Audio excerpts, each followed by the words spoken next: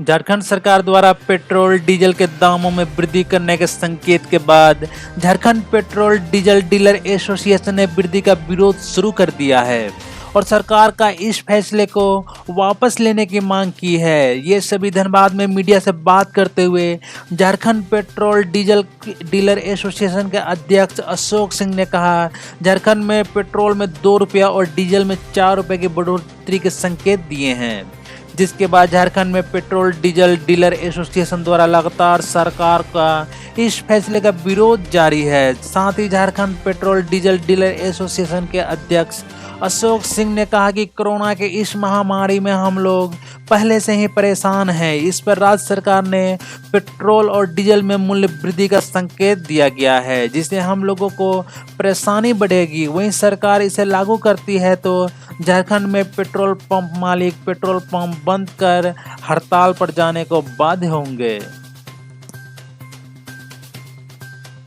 से ज्ञात हुआ है कि पेट्रोल में वर्तमान 15 रुपये के जगह पे 17 रुपया और 22% जो अधिक, और डीजल में 8 रुपया 37 पैसा के जगह पे 12 रुपया 38 पैसा और 22% जो अधिक ये सरकार करने जा रही है बढ़ोतरी। ये मीडिया के माध्यम से जानकारी मिली। अभी पिछले 15 तारीख सरकार ने जो रियायत थी डीजल पेट्रोल में 2 रुपया 50 पैसे प्रति लीटर का, उसको सरकार ने विड्रॉ किया और नतीजा हो गया कि 2.5 रुपया महंगा हुआ झारखंड में डीजल और पेट्रोल दोनों की कीमतों में इजाफा। नतीजतन जो हम बंगाल और उत्तर प्रदेश से कम दर था हमारा झारखंड का सस्ता था, 2.5 रुपया बढ़ोतरी के बाद 15 मार्च के बाद में हम लोग बंगाल से 80 पैसा महंगा हो गए और उत्तर प्रदेश से 1 रुपया 80 पैसा महंगा।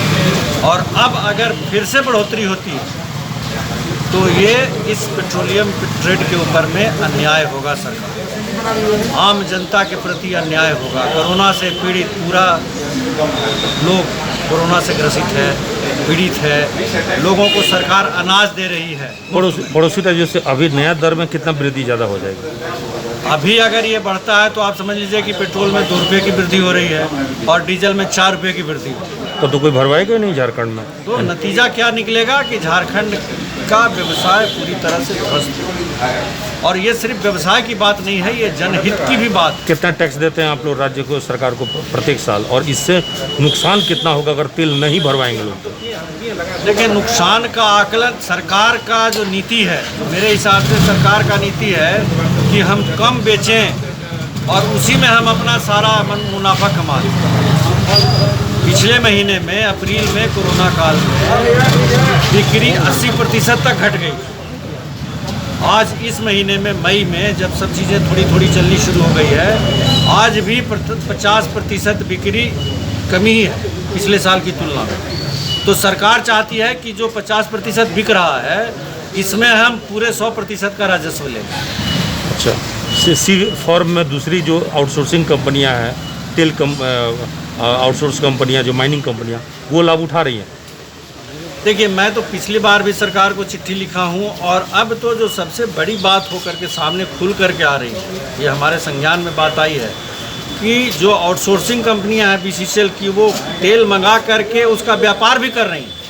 अपने कंजम्पशंस के अलावे वो दूसरे को बेच रही हैं, वैसे कंज्यूमर्स को जिनके पास सी फॉर्म नहीं, उनको ये प्रोडक्ट वो बेच रहे हैं। तो आप लोग सीबीआई जज की मांग क्यों नहीं कर रहे? मैं मांग किया हूँ, आज मैं मीडिया के माध्यम से मांग किया हूँ कि सरकार इसको अपने स्तर से जांच कराए या सीबीआई के लिए सरकार इसको रेफर कर दे, क्योंकि एक बहुत बड़ा ये घोटाला है।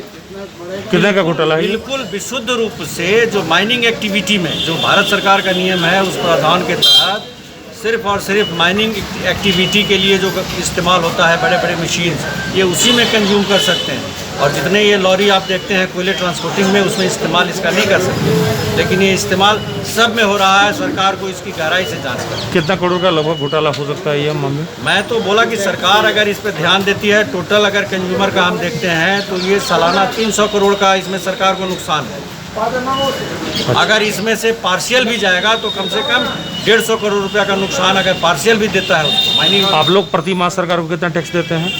हम लोगों का 1,500 से ऊपर है, 1500 करोड़ से ऊपर है। तो नया टैक्स लगने के बाद कितना बढ़ जाएगा सरकार को? बढ़ेगा नहीं, घटेगा। बिक्री घटेगी तो टैक्स भी घटेगा, क्योंकि वो बढ़ाएंगे थोड़ा सा और जाएगा पूरा 12.5 रुपये लीटर के हिसाब से। तो वॉल्यूम घट जाएगा। जी, इसलिए सरकार को अंततोगत्वा नुकसान होगा।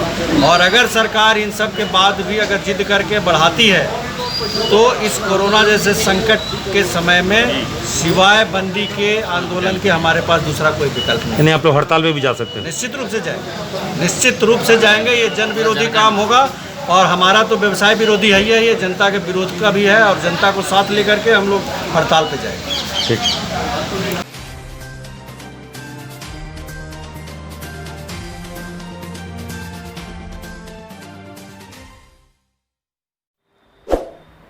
खबरों में बने रहने के लिए चैनल को लाइक करें, सब्सक्राइब करें और बेल बटन दबाना बिल्कुल ना भूलें।